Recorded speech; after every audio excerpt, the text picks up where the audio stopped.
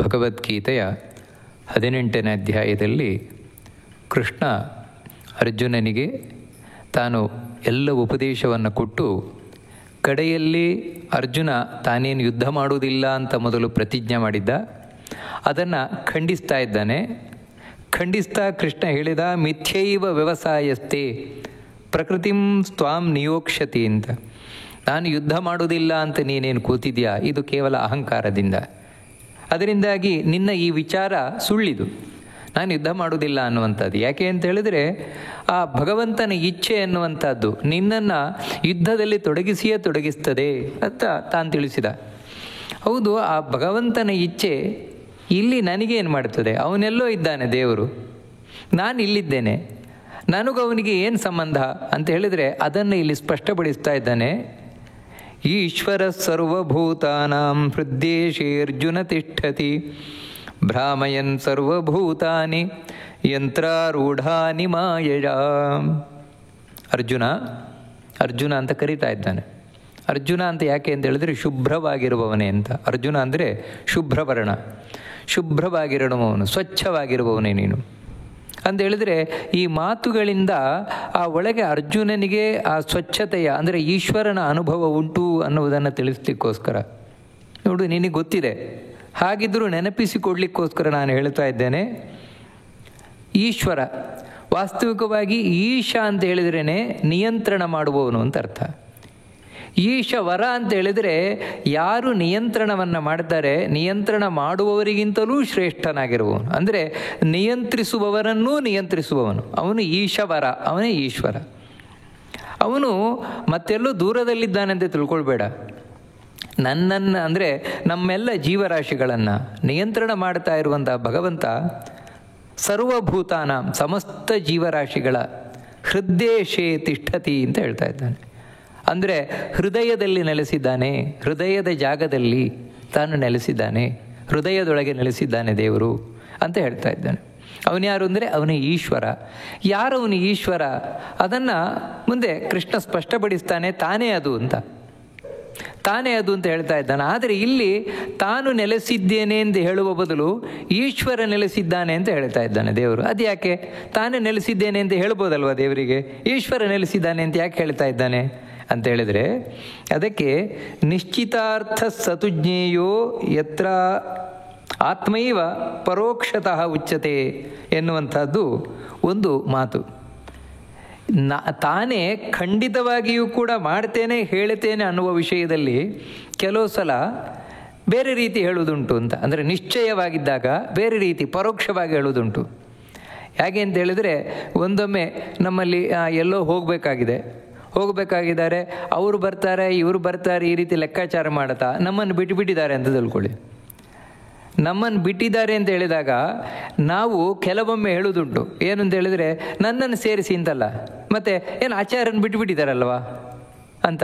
ಆಚಾರ್ಯರನ್ನು ಬಿಟ್ಟುಬಿಟ್ಟಿದ್ದೀರಲ್ವ ಅಂತ ಹೇಳಿದ್ರೆ ಅರ್ಥ ಏನು ಅಂದರೆ ನನ್ನನ್ನು ಕೈ ಬಿಟ್ಟಿದ್ದೀರಿ ಅಂತ, ಅಂದರೆ ನನ್ನನ್ನು ನಿಮ್ಮ ಲಿಸ್ಟಲ್ಲಿ ಸೇರಿಸಿಲ್ಲ ಅಂತ. ಆದರೆ ಆ ರೀತಿ ನನ್ನನ್ನು ನೀವು ಸೇರಿಸಿಲ್ಲವಲ್ಲ ಅಂತ ಹೇಳೋದಿಲ್ಲ. ಮತ್ತೇನೆಂದರೆ ಆಚಾರ್ಯನ ಬಿಟ್ಟುಬಿಟ್ಟಿದ್ದೀರಲ್ವ ಅಂತ ನಾವು ಹೇಳೋದುಂಟು. ಅಂದರೆ ಆಚಾರ್ಯ ಅಂದರೆ ಯಾರು? ಮತ್ತಾರು ಬೇರೆಯವರಿದ್ದಾರೆ ಅಂತಲ್ಲ, ತಾನೇ. ಅದು ಯಾಕೆ ಆಚಾರ್ಯನ ಬಿಟ್ಬಿಟ್ಟಿದ್ದೀರಲ್ವ ಅಂತ ಯಾಕೆ ಹೇಳೋದು ಅಂತ ಹೇಳಿದ್ರೆ, ನಾನು ಬಂದೇ ಬರ್ತೇನೆ, ಹಾಗಿದ್ರೂ ನನ್ನನ್ನು ಬಿಟ್ಟಿದ್ದೀರಲ್ವ ಅಂತ. ಈ ರೀತಿ ಎಲ್ಲಿ ಖಚಿತವಾಗಿ ಬರುವಿಕೆ ಇದೆಯೋ ಅಲ್ಲಿ ಆ ರೀತಿ ಪ್ರಯೋಗ ಮಾಡೋದುಂಟು. ಅಂತ ಹೇಳಿದ್ರೆ ತನ್ನನ್ನೇ ಬೇರೆ ರೀತಿಯಿಂದ ಹೇಳೋದುಂಟು. ಅದೇ ರೀತಿ ಇಲ್ಲಿ ಭಗವಂತ ಆ ಈಶ್ವರ ತಾನೇ ಅಂತ ಹೇಳುವುದಕ್ಕೋಸ್ಕರ ಸ್ಪಷ್ಟವಾಗಿ ಈಶ್ವರ ಅಂತ ಹೇಳ್ತಾ ಇದ್ದಾನೆ. ಯಾಕಂದರೆ ಮುಂದೆ ಇದನ್ನು ಅವನೇ ಸ್ಪಷ್ಟಪಡಿಸ್ತಾನೆ ಭಗವಂತನೇ. ಅಂತಹ ಈಶ್ವರ ಅವನು ಯಾರು ಅಂತ ಹೇಳಿದರೆ ಭಗವಂತ, ನಾವು ಹಿಂದೆ ನೋಡಿದಾಗೆ ಅವನು ಯಾರು ಒಡೆಯರಿದ್ದಾರೆ, ಒಡೆಯರ ಒಡೆಯ ಅವನು.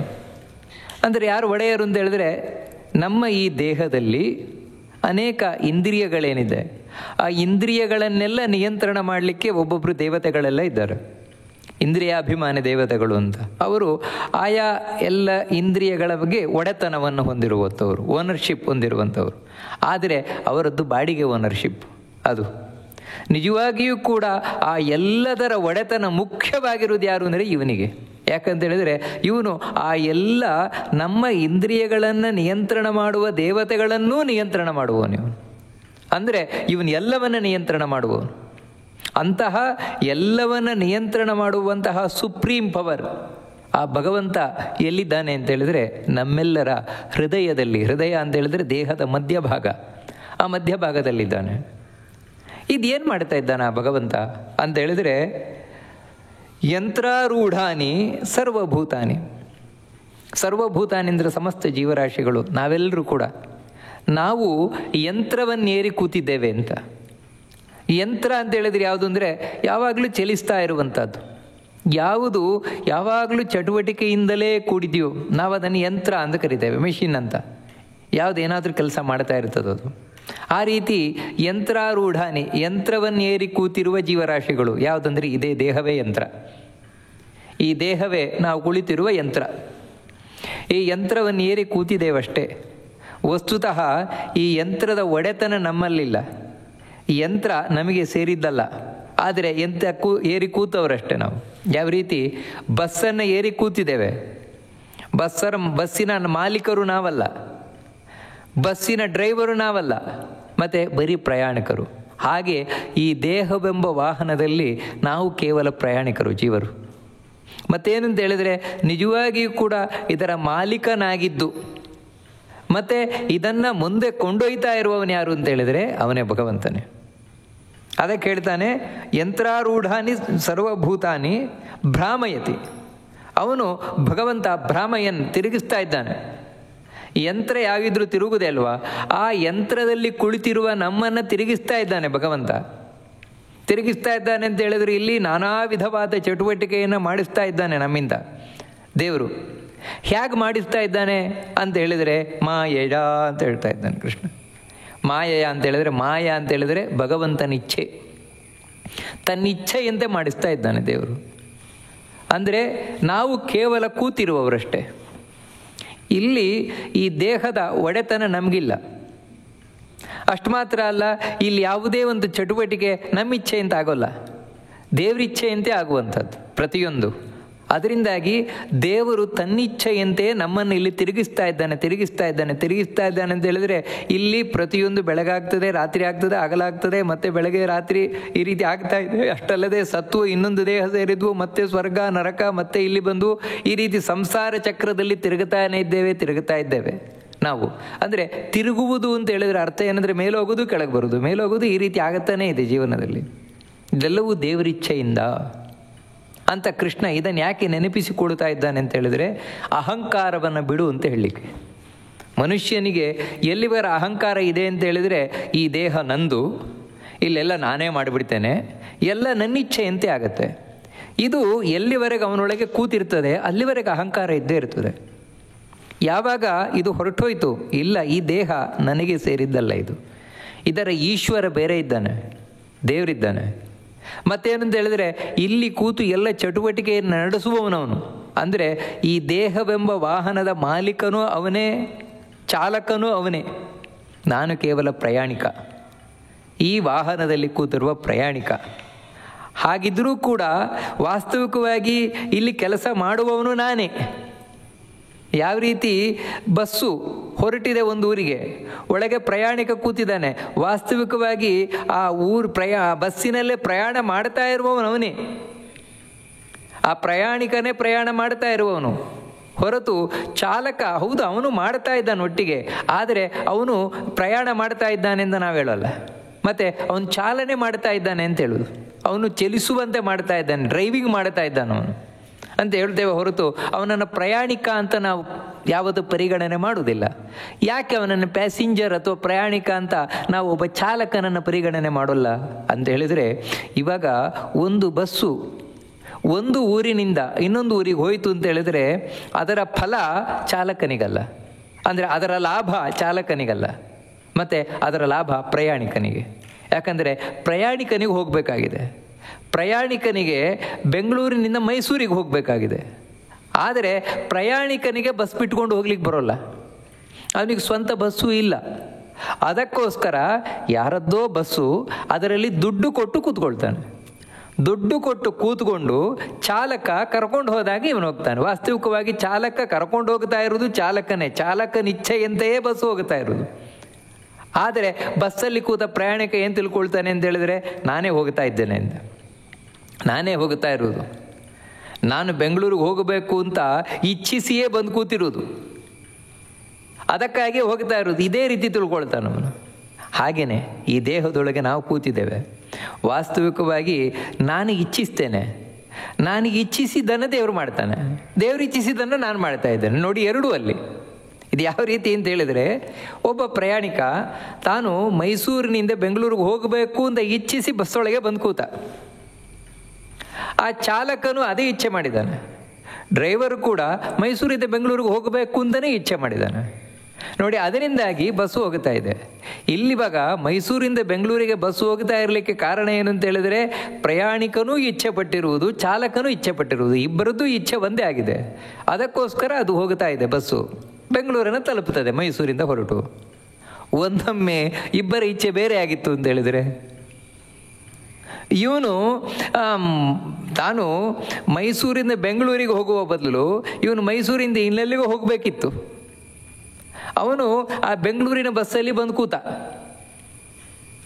ಆವಾಗ ಚಾಲಕ ಹೇಳ್ತಾನೆ, ಹೋಗಲ್ಲ, ಇದು ನೀನು ಹೇಳಿದ ಊರಿಗೆ ಹೋಗಲ್ಲ, ಇದು ಬೆಂಗಳೂರಿಗೆ ಹೋಗೋದು ಅಂತ ಹೇಳಿದ್ರೆ, ಪ್ರಯಾಣಿಕನ ಇಚ್ಛೆ ಬೇರೆ ಊರಿಗೆ ಹೋಗೋದಿದೆ, ಚಾಲಕನ ಇಚ್ಛೆ ಬೇರೆ ಹೋಗೋದಿದೆ. ಅವಾಗ ಏನಾಗುತ್ತೆ? ಆವಾಗ ಆಗೋದಿಲ್ಲ. ಇಬ್ಬರಿಗೆ ಗಲಾಟೆ ಆಗತ್ತೆ. ಇಲ್ಲದೇ ಇದ್ದರೆ ಇವನನ್ನೇ ಕೆಳಗಿಳಿಸ್ತಾನೆ. ಅಂದರೆ ಆ ಪ್ರಯಾಣಿಕನ ಇಚ್ಛೆ ನಡೆಯುವುದಿಲ್ಲ ಅವಾಗ, ಮತ್ತು ಚಾಲಕನ ಇಚ್ಛೆಯೇ ನಡೆಯುವುದು.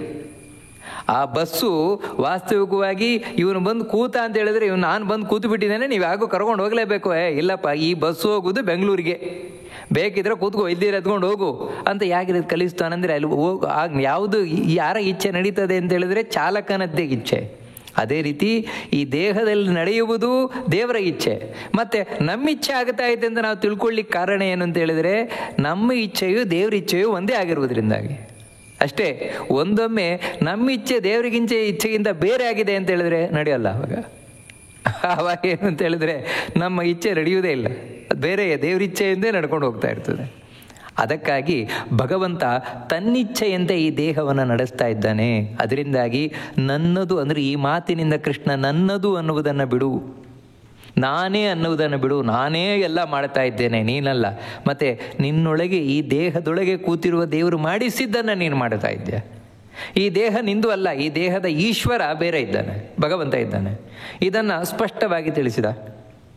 ಹೌದು, ಇದನ್ನು ತಿಳಿಸ್ತಾ ಇರುವುದು ಯಾಕೋಸ್ಕರ ಅಂತ ಹೇಳಿದರೆ ಮುಂದೆ ಸ್ಪಷ್ಟಪಡಿಸ್ತಾನೆ. ನಾನು ನಿನಗೆ ಯಾಕೆ ಇದನ್ನು ಹೇಳಿದ್ದು ಅಂತ ಹೇಳಿದರೆ, ತಮೇವ ಶರಣಂ ಗಚ್ಚ ಸರ್ವಭಾವೇನ ಭಾರತ ತತ್ಪ್ರಸಾದ ಪರಂ ಶಾಂತಿಂ ಸ್ಥಾನಂ ಪ್ರಾಪ್ಸ್ಯಸಿ ಶಾಶ್ವತಂ ಅಂತ ಹೇಳ್ತಾನೆ. ನಾನು ಯಾಕೆ ನಿನಗೆ ಹೇಳಿದ್ದು ಅಂದರೆ, ಭಾರತ ಮತ್ತೆ ಇಲ್ಲಿ ಅರ್ಜುನ ಅಂತ ಹಿಂದೆ ಕರೆದದ್ದನ್ನು ಭಾರತ ಅಂತ ಕರೀತಾ ಇದ್ದಾನೆ. ಭಾರತನೇ ಅಂತ ಹೇಳಿದರೆ, ನೀನು ಜ್ಞಾನದಲ್ಲಿ ಆಸಕ್ತನಾದವನು, ಅದಕ್ಕಾಗಿ ನಾನು ಮುಂದೆ ಏನು ಹೇಳ್ತೇನೆ ಅದು ನಿನಗೆ ಕಷ್ಟಕರವಾದದ್ದಲ್ಲ. ಏನು ಅಂತ ಹೇಳಿದ್ರೆ, ತಮೇವ ಶರಣಂ ಗಚ್ಚ ಸರ್ವಭಾವೇನ, ಸರ್ವ ಪ್ರಕಾರದಿಂದಲೂ ನೀನು ಅವನಿಗೇ ಶರಣು ಹೊಂದು, ಆ ಭಗವಂತನನ್ನೇ ಶರಣು ಹೊಂದು, ಬೇರೆ ಯಾರನ್ನೂ ಅಲ್ಲ. ಅಂದರೆ ನೀನು ಆ ದೇವರನ್ನು ಹುಡುಕಿಕೊಂಡು ಎಲ್ಲೆಲ್ಲೋ ಹೋಗಬೇಕಾಗಿಲ್ಲ, ನಿನ್ನೊಳಗೆ ಕೂತಿದ್ದಾನೆ. ಇಡೀ ಜಗತ್ತನ್ನು ನಿರ್ಮಿಸಿದ ಭಗವಂತ, ನಿನ್ನನ್ನು ಸೃಷ್ಟಿಸಿದ ಭಗವಂತ, ನಿನ್ನನ್ನು ನಿಯಂತ್ರಿಸ್ತಾ ಇರುವಂತಹ ಭಗವಂತ ನಿನ್ನೊಳಗೆ ಕೂತಿದ್ದಾನೆ. ಎಲ್ಲಿ ಅಂತಲೂ ನೀನು ಕೇಳೋದು ಬೇಡ, ಹೃದಯದಲ್ಲೇ ಇದ್ದಾನೆ, ಹೃದಯ ಮಧ್ಯದಲ್ಲೇ ಇದ್ದಾನೆ.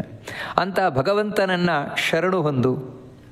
ಶರಣು ಹೊಂದು ಅಂತ ಹೇಳಿದ್ರೆ ಅವನನ್ನು ಆಶ್ರಯಿಸು, ಅವನನ್ನು ಆಶ್ರಯಿಸು. ಆಶ್ರಯಿಸುವುದು ಅಂತ ಹೇಳಿದರೆ ನಂಬುವುದು, ಆ ದೇವರನ್ನು ನಂಬು. ಇದು ಬಹಳ ಮುಖ್ಯವಾಗಬೇಕಾಗಿರುವಂಥದ್ದು. ಅದು ಯಾವ ರೀತಿ? ಸರ್ವ ಪ್ರಕಾರದಿಂದ. ಸರ್ವ ಪ್ರಕಾರದಿಂದ ಅಂತ ಹೇಳಿದ್ರೆ ಅರ್ಥ ಏನು ಅಂತ ಹೇಳಿದರೆ, ನೀನು ಕಾಯಿಕವಾಗಿ, ವಾಚಿಕವಾಗಿ, ಮಾನಸಿಕವಾಗಿ ನೀನು ಆ ದೇವರನ್ನೇ ನಂಬಿ ಬದುಕು. ಅಂದರೆ ದೇವರ ನಂಬುವುದು ಅಂತ ಹೇಳಿದರೆ, ಇಲ್ಲ, ದೇವರು ನನ್ನನ್ನು ರಕ್ಷಣೆ ಮಾಡಿಯೇ ಮಾಡ್ತಾನೆ, ದೇವ್ರ ಕೈ ಬಿಡುವುದಿಲ್ಲ. ಈ ರೀತಿ ಆ ದೇವರಲ್ಲಿ ಮನಸ್ಸಿನಿಂದ ನಾವು ನಂಬಿಕೆಯನ್ನಿಡುವುದು, ಆ ದೇವರು ನನಗೆ ಯಾವತ್ತೂ ರಕ್ಷಣೆ ಮಾಡ್ತಾನೆ ಅಂತ ನಂಬುವುದು. ಇನ್ನು ವಾಚಿಕವಾಗಿ ಹಾಗೆ ಹೇಳುವುದರಲ್ಲಿ ಸಂಕೋಚ ಇಲ್ಲ, ಹಾಗೆ ಹೇಳುವಂಥದ್ದೇ, ಇಲ್ಲ, ದೇವರು ನನ್ನ ರಕ್ಷಣೆಗಿದ್ದಾನೆ, ನನ್ನ ರಕ್ಷಿಸ್ತಾನೆ ದೇವರು ಅಂತ ಈ ರೀತಿ ಹೇಳುವುದು. ಆ ಮನಸ್ಸಿನಲ್ಲಿ ಏನು ನಾನು ಚಿಂತಿಸಿದ್ನೋ, ಬಾಯಲ್ಲಿ ಏನು ನುಡಿದ್ನೋ ಅದನ್ನೇ ನಾನು ದೈಹಿಕವಾಗಿ ಮಾಡುವುದು. ದೈಹಿಕವಾಗಿ ಕೂಡ ಹಾಗೆ ಆ ಭಗವಂತನನ್ನು ರಕ್ಷಣೆ ಮಾಡ್ತಾನೆ ಅಂತ ಇಟ್ಕೊಂಡು ಆ ಭಗವಂತನ ಪ್ರೀತಿಗಾಗಿ ನಾನು ಕರ್ಮವನ್ನು ಮಾಡುವುದೇ ಹೊರತು ಬೇರೆ ಯಾವುದು ಇಲ್ಲಪ್ಪ ನನ್ನನ್ನು ನಾನು ರಕ್ಷಣೆ ಮಾಡಿಕೊಳ್ಬೇಕು, ಇಲ್ದಿದ್ರೆ ಹೇಗೆ ಅಂತ ಹೇಳಿ ನಾನು ನನ್ನ ರಕ್ಷಣೆಗೋಸ್ಕರ ಇನ್ನೊಬ್ಬರ ಬಳಿ ಕೈ ಒಡ್ಡಿಕ್ಕೆ ಹೋಗೋದು ಅಥವಾ ಇನ್ನೇನೋ ಅಧರ್ಮವನ್ನು ಮಾಡ್ಲಿಕ್ಕೆ ಹೋಗೋದು. ಯಾಕೆ ಅಧರ್ಮ ಮಾಡೋದು ಅಂತ ಹೇಳಿದ್ರೆ ನನ್ನನ್ನು ನಾನು ನೋಡ್ಕೊಳ್ಬೇಕಲ್ವಾ, ನನ್ನನ್ನು ನಾನೇ ರಕ್ಷಣೆ ಮಾಡ್ಕೊಳ್ಬೇಕಲ್ವಾ, ಈ ರೀತಿ. ಅದಕ್ಕೋಸ್ಕರ ನೀನು ದೇವರಿಗೋಸ್ಕರ ಮಾಡು. ಅದೇ ಅವನಿಗೆ ಶರಣು ಹೊಂದುವುದು, ಆ ಭಗವಂತನನ್ನು ಆಶ್ರಯಿಸುವುದು. ನನ್ನನ್ನು ರಕ್ಷಿಸ್ತಾನೆ ಅಂದರೆ ಅವನೇ ನನ್ನ ಶೆಲ್ಟರ್. ಯಾವ ರೀತಿ ಮಳೆ ಬರ್ತಾ ಇರಬೇಕಾದ್ರೆ ನಾವು ಒಂದು ಮಾಡಿನ ಅಡಿಯಲ್ಲಿ ಬಂದು ನಿಂತು ಅಂತ ಹೇಳಿದ್ರೆ ಮಳೆಯ ಹನಿ ನಮ್ಮ ಮೇಲೆ ಬೀಳುವುದಿಲ್ವೋ? ಯಾಕಂದರೆ ಅದರ ಕೆಳಗೆ ಬಂದಾಗ ನಮಗೆ ಸುರಕ್ಷೆ, ಯಾಕಂದರೆ ಇಲ್ಲ ಇದರ ಕೆಳಗೆ ಮಳೆ ಬರೋಲ್ಲ ಅಂತ. ಹಾಗೆಯೇ ದೇವರ ಕೆಳಗೆ ನಾವು ದೇವರ ಕೃಪಾ ಛಾಯೆಯಲ್ಲಿ ನಾವು ನಿಂತಾಗ ನಮಗೆ ನೆಮ್ಮದಿ. ಆ ರೀತಿ ಆ ಭಗವಂತನನ್ನು ಆಶ್ರಯಿಸು. ಅದರಿಂದ ಏನಾಗುತ್ತೆ ಅಂದರೆ ದೇವರನ್ನು ಆಶ್ರಯಿಸುವುದು ಅಂತ ಹೇಳಿದರೆ ಹಿಂದೆ ಹೇಳಿದ ಎರಡನ್ನು ಬಿಟ್ಬಿಡು ಅಂತ ಮುಖ್ಯವಾಗಿ ಹೇಳಿದಾಗಾಯಿತು. ಏನು ಅಂತ ಹೇಳಿದ್ರೆ ನಾನೇ, ಎಲ್ಲವೂ ನಾನೇ, ಈ ದೇಹ ನಂದೇ, ಎಲ್ಲ ನಾನೇ ಮಾಡೋದು, ಬಿಟ್ಟುಬಿಡೋದನ್ನು. ಮತ್ತೆ ಇಲ್ಲ, ನಾನು ಮಾಡ್ತಾ ಇರುವುದಲ್ಲ, ದೇವರು ನನ್ನೊಳಗೆ ಕೂತು ಏನನ್ನು ಮಾಡಿಸ್ತಾ ಇದ್ದಾನೆ ಅಷ್ಟನ್ನೇ ನಾನು ಮಾಡ್ತಾ ಇರುವುದು. ಈ ದೇಹ ದೇವರಿಗೆ ಸೇರಿದ್ದು. ಇಲ್ಲಿ ಎಲ್ಲ ಚಟುವಟಿಕೆಯನ್ನು ಸ್ವತಂತ್ರವಾಗಿ ನಡೆಸ್ತಾ ಇರುವವನವನು. ಈ ರೀತಿ ತಿಳ್ಕೊಂಡು ನಿನ್ನ ಸಂಕಲ್ಪ ಅನುಸಾರ ಮಾಡು, ಎನ್ನ ಕಾಯುವ ದೊರೆಯೇ ಅಂತ ಹೇಳಿದಾಗೆ ಸ್ವಾಮಿ ನೀನು ಯಾವ ರೀತಿ ಇಚ್ಛಿಸ್ತೀಯೋ ಆ ರೀತಿ ಆಗಲಿ ಅಂತ ಹೇಳಿ ಆ ದೇವರನ್ನೇ ಚಿಂತಿಸ್ತಾ ಕೂತ್ಕೊಳ್ಳೋದು, ನಮ್ಮ ಬಗ್ಗೆ ಚಿಂತಿಸುವುದನ್ನು ಬಿಡುವುದು. ಅದರಿಂದ ಏನಾಗತ್ತೆ ಅಂದರೆ ತತ್ಪ್ರಸಾದಾತ್ ಪರಾಂ ಶಾಂತಿಂ ಸ್ಥಾನಂ ಪ್ರಾಪ್ಸ್ಯಸಿ ಶಾಶ್ವತಂ ಅಂತ ಹೇಳ್ತಾನೆ. ತತ್ಪ್ರಸಾದಾತ್, ಆ ಭಗವಂತನ ಅನುಗ್ರಹದಿಂದಾಗಿ, ಭಗವಂತನ ಅನುಗ್ರಹ ಅಂತೇಳಿದರೆ ಪ್ರಸಾದ ಅಂತೇಳಿದರೆ ಭಗವಂತ ಆಗ ಪ್ರಸನ್ನನಾಗ್ತಾನೆ. ಅಂದರೆ ನಿನ್ನ ಬಗ್ಗೆ ಕೃಪಾದೃಷ್ಟಿಯನ್ನು ಬೀರ್ತಾನೆ, ನಿನ್ನ ಬಗ್ಗೆ ಕಾಳಜಿ ವಹಿಸ್ತಾನೆ ದೇವರು. ಅಲ್ಲಿ ಈಗ ಕಾಳಜಿ ವಹಿಸ್ತಾ ಇಲ್ಲ ಅಂತಲ್ಲ, ದೇವರು ಯಾವತ್ತೂ ಜೀವನ ಬಗ್ಗೆ ಕಾಳಜಿ ವಹಿಸೇ ಇರ್ತಾನೆ. ಆದರೆ ಈಗ ವಿಶೇಷವಾದ ಕಾಳಜಿಯನ್ನು ವಹಿಸ್ತಾನೆ. ಯಾಕೆ ಅಂತ ಹೇಳಿದರೆ ತಮ್ಮ ಯಥಾ ಉಪಾಸತೆಯಿಂದ ನಾವು ದೇವರನ್ನೇ ಹೇಗೆ ಉಪಾಸನೆ ಮಾಡ್ತೇವೋ ದೇವರು ಹಾಗೆ ನಮಗೆ ಅನುಗ್ರಹವನ್ನು ಮಾಡ್ತಾನೆ. ನಾವು ಎಷ್ಟು ದೇವರನ್ನು ಹಚ್ಚಿಕೊಳ್ತೇವೋ ದೇವರು ಅಷ್ಟೇ ನಮ್ಮನ್ನು ಹಚ್ಚಿಕೊಳ್ತಾನೆ. ನಾವು ಹಚ್ಚಿಕೊಳ್ಳದಿದ್ದರೆ ದೇವರು ಹಚ್ಚಿಕೊಳ್ಳಲ್ಲ ನಮ್ಮನ್ನು. ಮತ್ತೇನು ಅಂತ ಹೇಳಿದ್ರೆ ಸಾಮಾನ್ಯ ಎಲ್ರಿಗೂ ಎಷ್ಟು ಮಾಡಬೇಕೋ ಅಷ್ಟೇ ಮಾಡ್ತಾನೆ ಅಷ್ಟೇ. ಅಂದರೆ ಒಂದು ಲೆವೆಲ್ವರೆಗೆ ದೇವರು ಎಲ್ಲ ಜೀವರಿಗೂ ಕೊಡ್ತಾನೆ, ಅಷ್ಟೇ ನಮಗೂ ಕೊಡ್ತಾನೆ. ಅದಕ್ಕಿಂತ ಹೆಚ್ಚು ನಾವು ದೇವರನ್ನು ಹಚ್ಚಿಕೊಂಡು ಅದಕ್ಕಿಂತ ದೇವರಲ್ಲಿ ನಾವು ಹೆಚ್ಚು ಭಕ್ತಿ ಮಾಡಿದ್ವು ಅಂತ ಹೇಳಿದರೆ ಆಗ ದೇವರು ವಿಶೇಷವಾಗಿ ಅನುಗ್ರಹವನ್ನು ಮಾಡ್ತಾನೆ. ಯಾಕೆ ಅಂತ ಹೇಳಿದ್ರೆ ಅವನ ಪ್ರಸಾದದಿಂದ. ಇದು ಬಹಳ ಮುಖ್ಯ. ಅದರಿಂದ ಏನಂತ ಹೇಳಿದ್ರೆ ಪರಾಂ ಶಾಂತಿಂ ಅಂತ ಹೇಳಿದ್ರೆ ಅತ್ಯುತ್ಕೃಷ್ಟವಾದ ನೆಮ್ಮದಿ, ಸುಖವನ್ನು ನೀನು ಹೊಂದುತ್ತೀಯ. ಹೇಗೆ ಸುಖವನ್ನು ಹೊಂದಲಿಕ್ಕೆ ಕಾರಣ ಏನಂತ ಹೇಳಿದ್ರೆ ಆ ಬುದ್ಧಿ ಅನ್ನುವುದು ಭಗವಂತನಲ್ಲಿ ನಿಲ್ಲುವುದರಿಂದ. ಜೀವನದಲ್ಲಿ ಸುಖ ಯಾವುದರಲ್ಲಿದೆ ಅಂತ ಹೇಳಿದರೆ ನಂಬಿಕೆಯಲ್ಲಿದೆ ನೋಡಿ. ನಂಬಿಕೆಯಲ್ಲಿಯೇ ಸುಖ ಇರುವಂಥದ್ದು. ನಂಬಿಕೆ ಇಲ್ಲದೆ ಇದ್ದರೆ ಸುಖ ಇಲ್ಲ. ನಾನು ಊಟ ಮಾಡ್ತಾ ಇದ್ದೇನೆ, ಊಟ ಮಾಡ್ತಾ ಇರಬೇಕಾದ್ರೆ ನನಗೆ ಖುಷಿ ಆಗ್ತಾ ಇರಲಿಕ್ಕೆ ಕಾರಣ ಏನು ಅಂತ ಹೇಳಿದರೆ ಈ ಅನ್ನ ನನಗೆ ಯಾರು ಹಾಕ್ತಾ ಇದ್ದಾರೆ, ಊಟ ಯಾರು ಬಡಿಸ್ತಾ ಇದ್ದಾರೆ, ಅವರು ಶುದ್ಧವಾಗಿ ಮಾಡಿ ಶುದ್ಧವಾಗಿ ನನಗೆ ಹಾಕ್ತಾ ಇದ್ದಾರೆ ಅಂತ ನನಗೆ ನಂಬಿಕೆ ಇರುವುದರಿಂದಾಗಿ ಆ ಊಟ ಮಾಡ್ತಾ ನಾನು ಖುಷಿ ಪಡ್ತಾ ಇದ್ದೇನೆ. ಒಂದೊಮ್ಮೆ ಈ ನಂಬಿಕೆ ಇಲ್ಲದೆ ಇದ್ದರೆ, ನನಗೆ ಊಟಕ್ಕೆ ಕೂರ್ಲಿಕ್ಕೆ ಬರಬೇಕಾದ್ರೆ ಯಾರು ಹೇಳಿದ್ರು ನೋಡಿ ಇವರು ಹಿಂದೆ ಯಾರಿಗೂ ಒಬ್ಬರಿಗೆ ವಿಷ ಕೊಂದ್ಬಿಟ್ಟಿದ್ದಾರೆ, ಇವರು ನಂಬಲಿಕ್ಕೆ ಬರೋಲ್ಲ ಇವರನ್ನು. ಯಾಕಂತ ಹೇಳಿದ್ರೆ ಈ ವ್ಯಕ್ತಿ ಸರಿ ಇಲ್ಲ, ಇವರು ಅದಕ್ಕೆ ಸ್ವಲ್ಪ ಹುಷಾರಂತ. ಈ ರೀತಿ ಒಂದು ವಿಷಯ ನನ್ನ ಕಿವಿಗೆ ಬಿತ್ತು ಅಂತ ಹೇಳಿದರೆ ಅವಾಗ ಊಟ ಮಾಡಬೇಕಾದ್ರೆ ಖುಷಿಯಾಗೋಲ್ಲ, ನನಗೆ ಭಯ ಆಗ್ತಾ ಇರುತ್ತೆ. ಯಾವುದರಲ್ಲಿ ವಿಷ ಬೆರೆಸಿದ್ದಾರೆ ಏನೋ ಗೊತ್ತಿಲ್ಲ, ಯಾಕಂದರೆ ಇವರು ನಂಬಲಿಕ್ಕೆ ಬರೋಲ್ಲ ಅಂತ ಹೇಳಿದಂಥ ಕಟುಕ ವ್ಯಕ್ತಿಗಳು. ಅಂದರೆ ನೋಡಿ ಅವಾಗ ಅವ್ರು ಏನು ಪಂಚಭಕ್ಷ ಪರಮಾನ್ನ ಮಾಡಿದರೂ ಕೂಡ ಉಣ್ಣುವಾಗ ಭಯ ಹೊರತು ಸುಖ ಇಲ್ಲ ಅಲ್ಲಿ, ಯಾಕಂದರೆ ಆ ವ್ಯಕ್ತಿಯ ಬಗ್ಗೆ ನಂಬಿಕೆ ಇಲ್ಲ. ಅದೇ ರೀತಿ ಎಲ್ಲ ಕಡೆಯೂ ಕೂಡ ಅಷ್ಟೇ. ಇವಾಗ ಅಮ್ಮನ ಮಡಿಲಲ್ಲಿ ಮಗು ನೆಮ್ಮದಿಯಿಂದ ಮಲ್ಕೊಳ್ತದೆ. ಯಾಕಂತ ಹೇಳಿದ್ರೆ ಅಮ್ಮನಲ್ಲಿಟ್ಟಿರುವ ನಂಬಿಕೆ, ಅಮ್ಮ ನನ್ನನ್ನು ಯಾವತ್ತೂ ರಕ್ಷಣೆ ಮಾಡಿಯೇ ಮಾಡ್ತಾಳೆ. ಆ ನಂಬಿಕೆಯೇ ನಮಗೆ ಯಾವತ್ತೂ ಸುಖವನ್ನು ತಂದುಕೊಡುವಂಥದ್ದು. ಅದೇ ರೀತಿ ನೀನು ಅತ್ಯಂತ ಹೆಚ್ಚಾದ ಸುಖವನ್ನು ಹೊಂದುತ್ತೀಯಾ? ಯಾಕೆ ಅಂತ ಹೇಳಿದ್ರೆ ನನ್ನಲ್ಲಿ ನಿನಗೆ ಅಂಥ ನಂಬಿಕೆ ಬರುವುದರಿಂದಾಗಿ. ಅಂದರೆ ನಮಗೆ ಭಗವಂತನಲ್ಲಿ ಅತ್ಯಂತ ಹೆಚ್ಚಾದ ನಂಬಿಕೆ ಬರಬೇಕು ಅಂತ ಹೇಳಿದ್ರೆ ಆ ಭಗವಂತನ ಅನುಗ್ರಹ ಆಗಬೇಕು. ಭಗವಂತನ ಅನುಗ್ರಹ ಆಗಬೇಕು ಅಂತ ಹೇಳಿದ್ರೆ ಮತ್ತೆ ಭಗವಂತನನ್ನು ಆಶ್ರಯಿಸಲೇಬೇಕು, ನಂಬಲೇಬೇಕು. ಅಂದರೆ ಮೊದಲು ದೇವರನ್ನು ಒಂದು ರೀತಿ ನಂಬಲೇಬೇಕು. ಆದರೆ ಆ ನಂಬಿಕೆಯಲ್ಲಿ ಬಲ ಇರೋಲ್ಲ. ಆದರೆ ಯಾವಾಗ ದೇವರ ಅನುಗ್ರಹ ನಮ್ಮ ಜೀವನದಲ್ಲಿ ನಮಗೆ ಅನುಭವಕ್ಕೆ ಬಂತು, ಆಮೇಲೆ ಪರಾಂ ಶಾಂತಿ ಅಂತದಕ್ಕೆ ಹೇಳಿದ್ದು. ಆಮೇಲೆ ಆ ನಂಬಿಕೆ ಅನ್ನೋದು ಇನ್ನೂ ಗಟ್ಟಿಯಾಗ್ತದೆ, ಬಹಳ ಗಟ್ಟಿಯಾಗ್ತದೆ. ಅವಾಗ ಏನು ಅಂತ ಹೇಳಿದ್ರೆ, ಯಾರು ಮುನಿದರೇನು ನನಗಿನ್ನಾರು ಒಲಿದರೇನು ಅಂತ ಆ ದಾಸರು ಹೇಳಿದಾಗೆ ಯಾರಿಗೂ ಹೆದರುವುದೇ ಇಲ್ಲ ಜಗತ್ತಿನಲ್ಲಿ. ಯಾಕಂತ ಹೇಳಿದ್ರೆ ದೇವರಿದ್ದಾನೆ ನನ್ನ ರಕ್ಷಣೆ ಮಾಡಲಿಕ್ಕೆ ಅನ್ನುವಂಥದ್ದು ಅವನಿಗೆ ಅಷ್ಟು ಖಾತ್ರಿಯಾಗಿರ್ತದೆ. ಇದೇ ಪರಾಂ ನಿಶಾಂತಿ ಅಂತ ಹೇಳುವಂಥದ್ದು. ತುಂಬ ಖುಷಿಯನ್ನು ನೀನು ಹೊಂದುತ್ತೀಯ. ಎಲ್ಲಿವರೆಗೆ ಅಂದರೆ, ಕಾಡಿನಲ್ಲಿ ಹರಿದಾಡುವ ಸರ್ಪವು ಕಾಲಿಗೆ ಸುತ್ತಿದರೇನು ಅವನಿಗೆ ಹೆದರುವುದಿಲ್ಲ ಅಂತ. ಕಾರಣ ಏನು ಅಂತ ಹೇಳಿದ್ರೆ ಅವನಿಗೆ ಅಷ್ಟು ದೇವರಲ್ಲಿ ನಂಬಿಕೆ ಇದೆ. ಇಡೀ ರಾಜನ ದೇಶದಿಂದ ಹೊರಗೆ ಹಾಕಲಿ ಊರಿನಿಂದ ಹೆದರುವುದಿಲ್ಲ ಅವನು. ಎಂಥ ಜೇನು ಬಂದು ಇಡೀ ದೇಹಕ್ಕೆ ತಾನು ಕಚ್ಚುತ್ತಾ ಇದ್ರು ಹೆದರುವುದಿಲ್ಲ. ಜೇನಿನಂದದಿ ಕ್ರಿಮಿ ಕೀಟಗಳು ಚರ್ಮಕ್ಕೆ ಸುತ್ತಿದರೇನು, ಇದೇ ಹೇಳುವಂಥದ್ದು. ಅಂದರೆ ಇದೆಲ್ಲೇನೆಂದರೆ ಅನುಭವ. ಪುರಂದರದಾಸರು ತಾವು ಅನುಭವಿಸಿ ಹೇಳುವಂಥದ್ದಂದರೆ ಇಂಥ ಪರಾಶಾಂತಿಯನ್ನು ಹೊಂದಿದಾಗ ಆ ರೀತಿ ಮನುಷ್ಯ ಆ ಭಗವಂತನಲ್ಲಿ ಅಂಥ ನಂಬಿಕೆ ಉಳ್ಳವನಾಗ್ತಾನೆ, ಗಾಢನವಾದ ನಂಬಿಕೆ. ಅದರಿಂದ ಏನಾಗುತ್ತೆ, ದೇವರಲ್ಲಿ ನಾವಿಡುವಂತಹ ಇಂಥ ಅಪಾರವಾದ ನಂಬಿಕೆ ನಮ್ಮನ್ನು ಭಗವಂತನ ಬಳಿ ಕರ್ಕೊಂಡು ಹೋಗ್ತದೆ. ಅದನ್ನು ಹೇಳ್ತಾನೆ, ಸ್ಥಾನಂ ಪ್ರಾಪ್ಸ್ಯಸಿ ಶಾಶ್ವತಂ, ಶಾಶ್ವತವಾದ ಸ್ಥಾನವನ್ನು ನೀನು ಹೋಗಿ ಸೇರ್ತೀಯ ಅಂತ ಹೇಳ್ತಾ ಇದ್ದಾನೆ.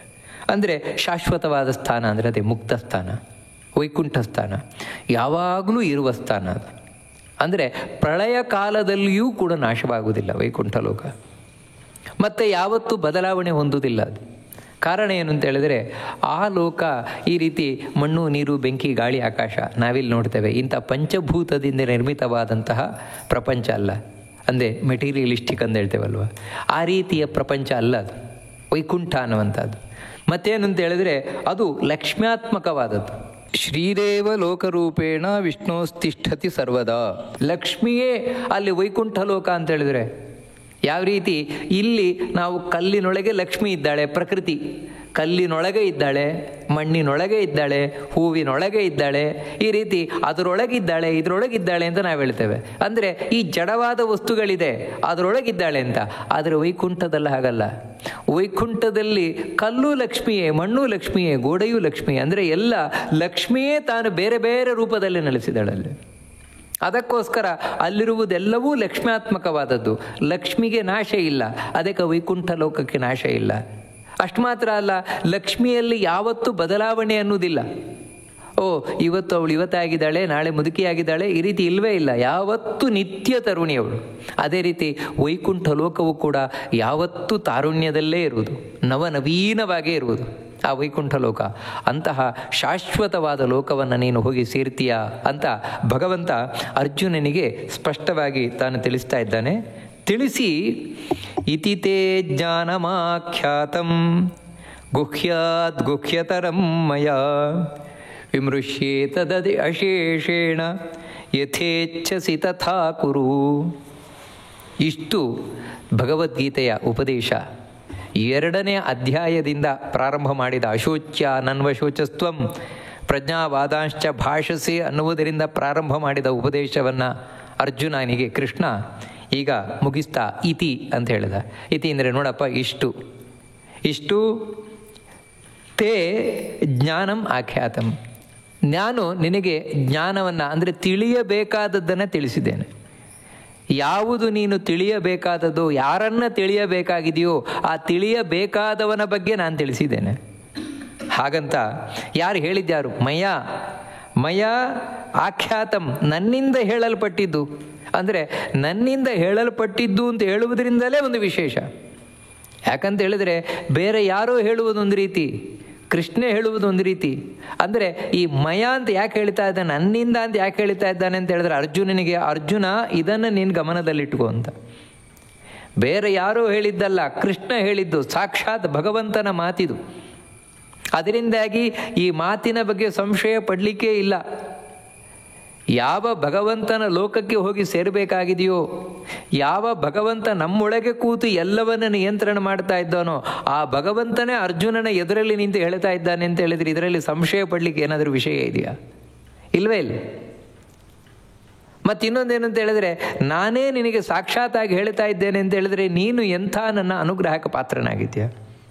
ಅದು ನಾನು ಹೇಳ್ತಾ ಇರುವ ಈ ವಿಷಯ ಏನಿದೆ ಅಂದರೆ ಈ ಭಗವದ್ಗೀತೆಯ ವಿಷಯ ಇದು ಎಂಥದ್ದೊಂದು ಕೃಷ್ಣ ಹೇಳ್ತಾನೆ.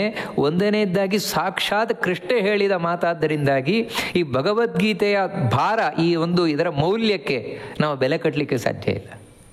ಸಾಕ್ಷಾತ್ ಭಗವಂತನ ಬಾಯಿಯಿಂದಲೇ ಬಂದ ಮಾತು, ಅದಕ್ಕೆ ಇದು ಭಗವದ್ಗೀತೆ ಅಂತಲೇ ಹೆಸರು. ಭಗವಂತನ ನುಡಿ ಇದು.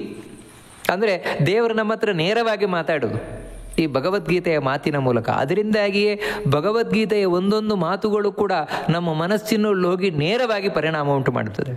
ಕಾರಣ ಏನಂದರೆ ಅದು ದೇವರ ಬಾಯಿಯಿಂದ ನೇರವಾಗಿ ಬಂದ ಮಾತು.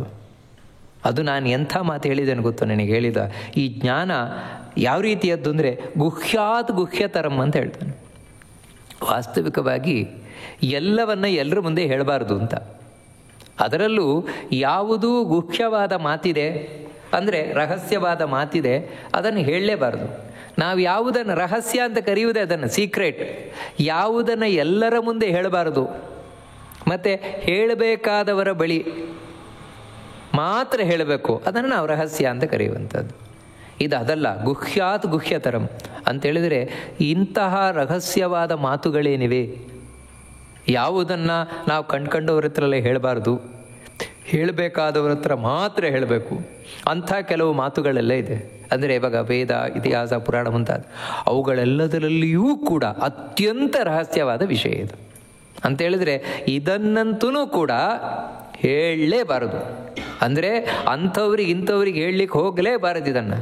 ಮತ್ತೇನಂತ ಹೇಳಿದರೆ ಇದು ಯಾರೂ ಅತ್ಯಂತ ಯೋಗ್ಯರಾದವರು ಅವರು ಮಾತ್ರ ತಿಳ್ಕೊಳ್ಬೇಕಾದದ್ದು, ಅವರು ಮಾತ್ರ ಇದನ್ನು ಕೇಳಬೇಕಾದದ್ದು. ಅಂತಹ ಅತ್ಯಂತ ರಹಸ್ಯವಾದ ಮಾತಿದೆ. ಅದಕ್ಕೆ ಗುಹ್ಯಾತ್ ಗುಹ್ಯತರಂ, ಅತ್ಯಂತ ರಹಸ್ಯವಾದ ಮಾತು. ಅಂದರೆ ಗುಹ್ಯ ಅಂದರೆ ಇನ್ನೊಂದು ಏನರ್ಥ ಅಂದರೆ ಗುಹೆಯಲ್ಲಿ ಇಟ್ಟುಕೊಳ್ಬೇಕಾದ ಮಾತು.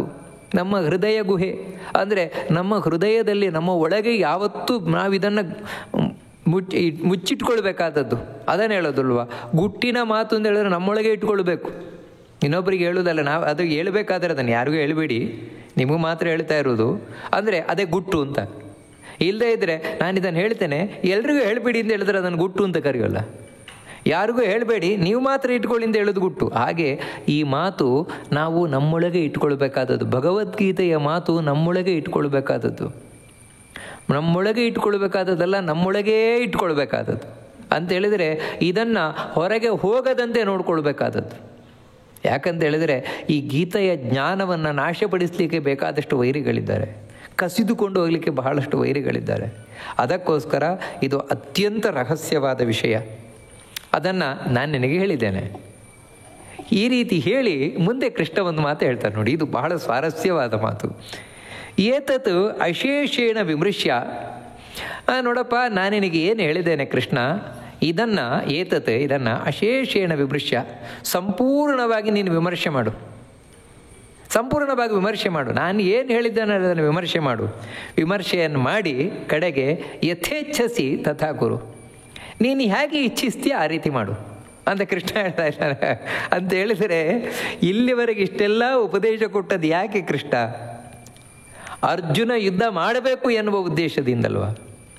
ಈಗ ಕಡೆಗೆ ಏನು ಹೇಳಬೇಕಿತ್ತು ನೋಡು, ಆದ್ದರಿಂದಾಗಿ ನೀನು ಯುದ್ಧ ಮಾಡಲೇಬೇಕು ಅಂತ ಹೇಳಬೇಕಿತ್ತೋ ಬೇಡವೋ?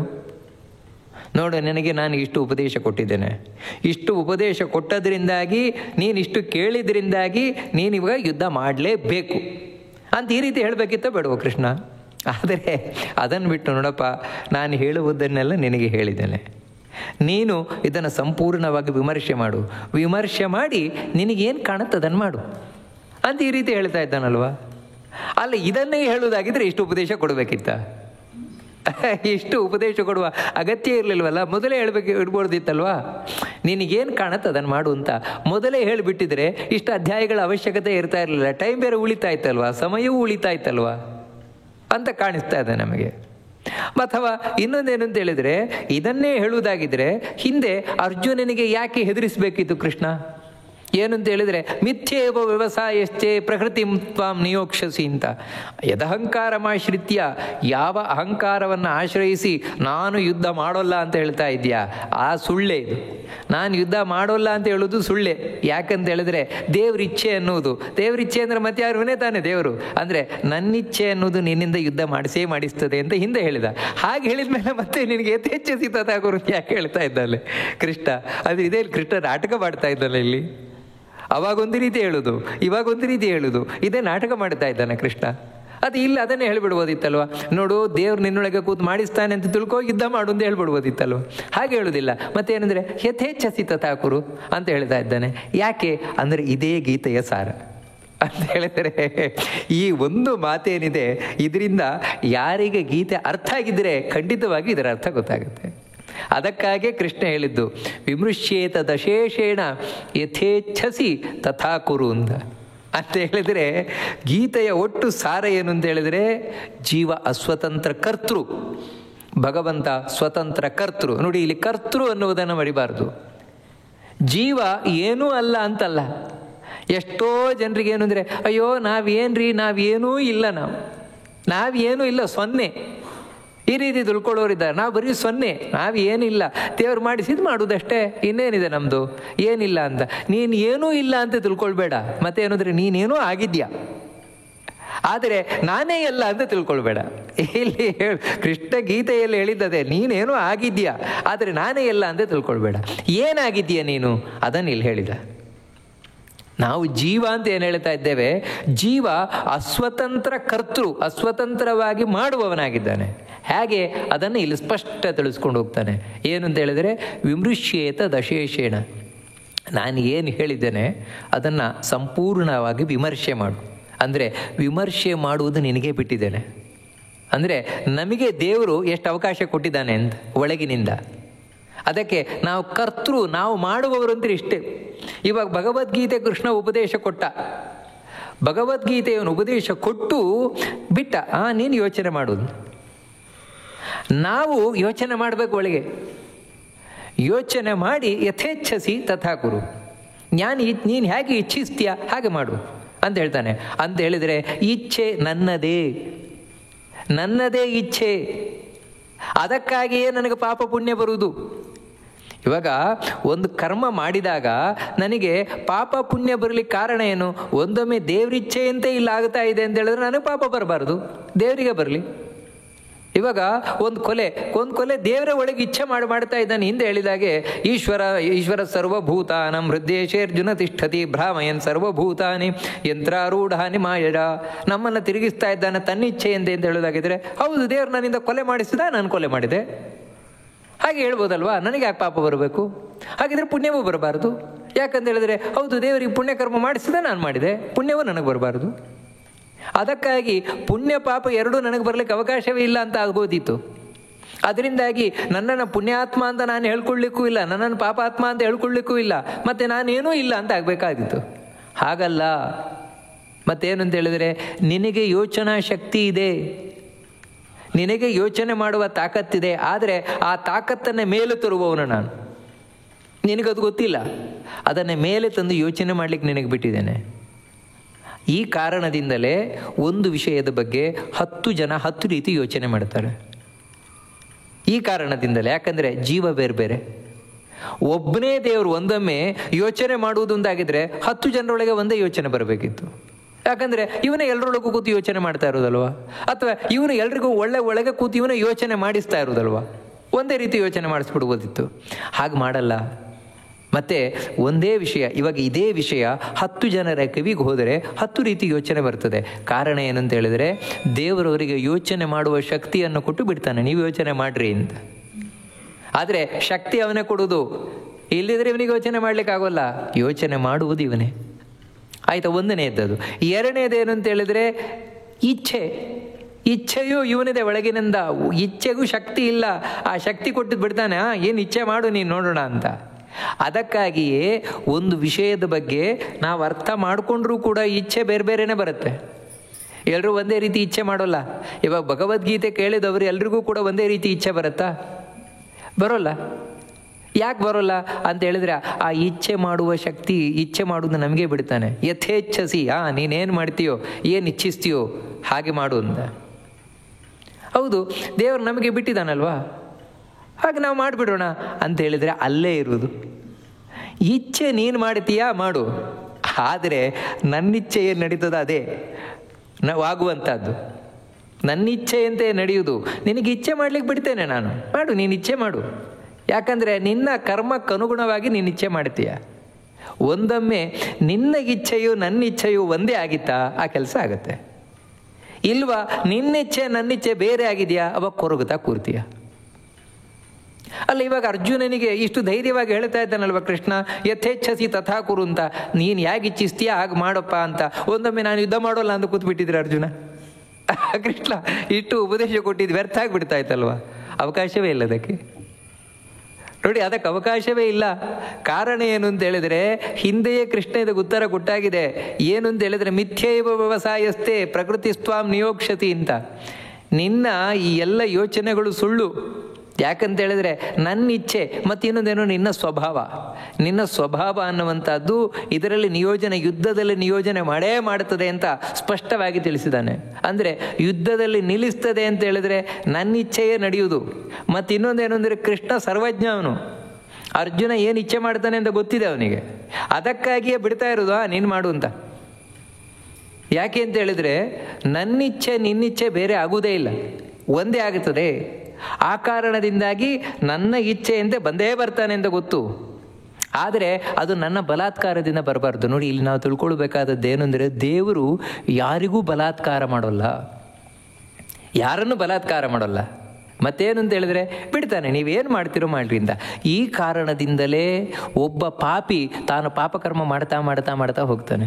ಎಷ್ಟೋ ಜನರಿಗೆ ಕಾಣೋದು ಸಾಧ್ಯತೆ ಉಂಟು. ಅಲ್ರಿ, ಅವರನ್ನೆಲ್ಲ ದೇವರು ಒಳ್ಳೆಯವ್ರು ಮಾಡಿಬಿಡ್ಬೋದಲ್ವ. ಯಾರು ಪಾಪಿಗಳಿದ್ದಾರೆ ಅವರನ್ನೆಲ್ಲ ಒಳ್ಳೇದು ಮಾಡಿಬಿಡ್ಬೋದಲ್ವ ದೇವರು ಅಂತ. ಮಾಡ್ಲಿಕ್ಕೆ ಹೋಗೋಲ್ಲ ದೇವರು. ಸಾಮರ್ಥ್ಯ ಇಲ್ಲ ಅಂತಲ್ಲ, ಮಾಡ್ಲಿಕ್ಕೆ ಹೋಗೋಲ್ಲ ದೇವರು. ಯಾಕೆ ಅಂತ ಹೇಳಿದ್ರೆ, ಹಾಗೆ ಮಾಡಿದ ಅಂತ ಹೇಳಿದ್ರೆ ಆ ಪಾಪಿಯ ಇಚ್ಛೆಯನ್ನು ದೇವರು ನೆರವೇರಿಸಲಿಲ್ಲ ಅಂತಾಗತ್ತೆ.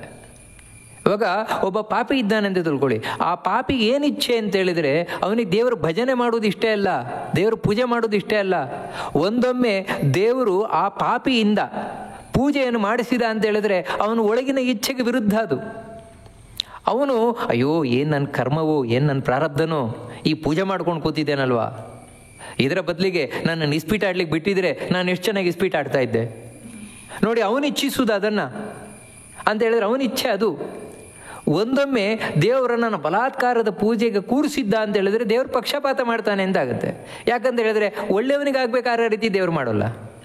ಒಳ್ಳೆಯವನಿಗೆ ಅವನ ಇಚ್ಛೆ ಏನಿದೆ ಆ ರೀತಿ ಮಾಡಿಸ್ಕೊಂಡು ಹೋಗ್ತಾ ಇರ್ತಾನೆ. ಪಾಪಿಗೂ ಹಾಗೆ ಮಾಡಬೇಕಲ್ವಾ.